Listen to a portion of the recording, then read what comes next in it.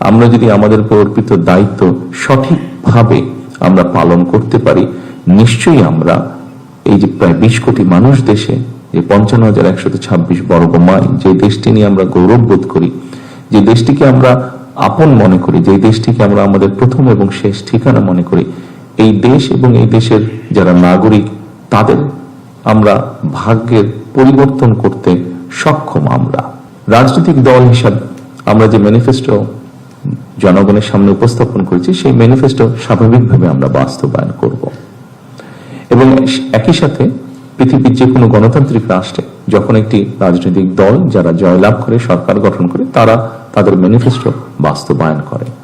তবে এই ম্যানিফেস্টোকে যদি আমাদের বাস্তবায়ন করতে হয়, খুব স্বাভাবিকভাবে আপনারা যারা প্রজাতন্ত্রের যারা কর্মকর্তা এবং কর্মচারীবৃন্দ, অবশ্যই আপনাদের সহযোগিতা প্রয়োজন। যেই বিষয়টিকে আমরা অ্যাড্রেস করতে চাই, যেভাবেই হোক, এই বিষয়টি আমাদের সকল ব্যবস্থাকে, সমাজের সকল ব্যবস্থা, রাষ্ট্রের সকল ব্যবস্থাকে অনেক পিছিয়ে দিয়েছে, অনেক ক্ষেত্রে ধ্বংসের দ্বার প্রান্তে নিয়ে গিয়েছে। সেটি হচ্ছে দুর্নীতি। একটি বিষয় আছে, যে বিষয়টিকে আমাদেরকে অবশ্যই অ্যাড্রেস করতে হবে। কিন্তু এই বিষয়টিকে একটি রাজনৈতিক দল হিসেবে, সরকার হিসেবে যদি আমরা অ্যাড্রেস করতে চাই, অবশ্যই আপনাদের মতন মানুষ যারা আছেন তাদের সহযোগিতা, তাদের 100% সহযোগিতা ছাড়া আমাদের পক্ষে সেটি সম্ভব হবে না।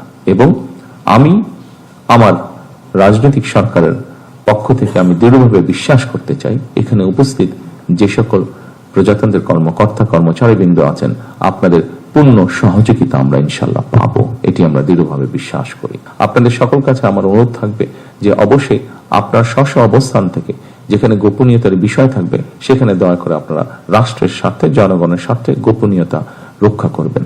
আমরা যদি দেশকে গড়ে তুলতে চাই, জনগণকে গড়ে সামনের দিকে এগিয়ে নিতে চাই ডিসিপ্লিন ভাবে, তাহলে অবশ্যই আমাদের যেই যে ডিপার্টমেন্ট আছে, সেটি সামরিক হোক, সেটি বেসামরিক হোক, প্রত্যেকটি ডিপার্টমেন্টের ডিসিপ্লিনের কিছু রুলস এবং রেগুলেশন আছে।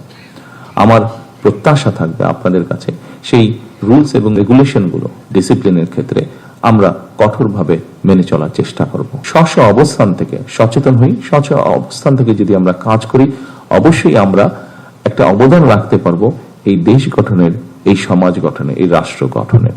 আসুন আমরা সকলে সেই রাষ্ট্রটিকে গড়ে তোলার চেষ্টা করি, দেশের মধ্যে সেই পরিস্থিতিটা তৈরি করার আমরা চেষ্টা করি সকলে মিলে, যেই পরিস্থিতিতে মানুষ স্বস্তি বোধ করবে। আমরা সেই রাষ্ট্রটিকে গড়ে তোলার চেষ্টা করি, যেই রাষ্ট্রটিকে ঘিরে বাংলাদেশের মানুষ আশার আলো দেখতে পাবে, যেখানে এগিয়ে যাওয়ার স্পৃহা, সাহস, উদ্দীপনা মানুষ পাবে।